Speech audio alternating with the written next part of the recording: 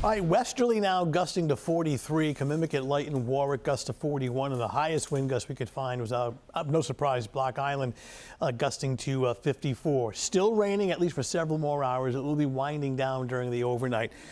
Still tracking what is still Hurricane Melissa. It is racing northeast at nearly 40 miles per hour. Winds are at 100, bypassing and grazing Bermuda over the next several hours, and eventually I'll be racing up into the North Atlantic. Meanwhile, we're still, well covered in precipitation. Of course, it's been heavy at times, along with the gusty wind and two areas of low pressure, 1 and 2. This will lift north and east. So as this moisture pivots up into northern New England overnight tonight, there is drier air. You can see it right back in here, this wedge of dry air that'll work into the pre-dawn hours. So we're actually waking up to a bit of sunshine tomorrow morning before clouds fill back in. That's Melissa, Bermuda right there. Category 2 hurricane. In the meantime, the forecast track taking it into the North Atlantic next day and a half and weakening rapidly. Our own system now passing through with some heavy rain and wind, but watch how rapidly, excuse me, it pivots to the north. By 4 or 5 o'clock in the morning, it's way up in down East Maine.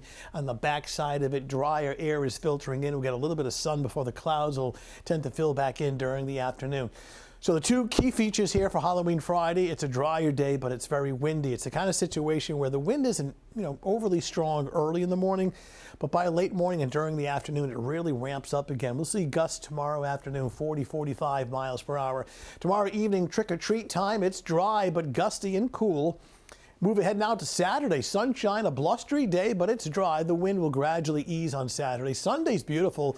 There's more sunshine and there's less wind. You can see the wind still whipping along the south shore. Again, Newport now gusting close to 40. On seas, it'll be mild. We got temperatures now that are in the upper 50s to around 60. And the wind gust forecast, this is for right now, not for tomorrow.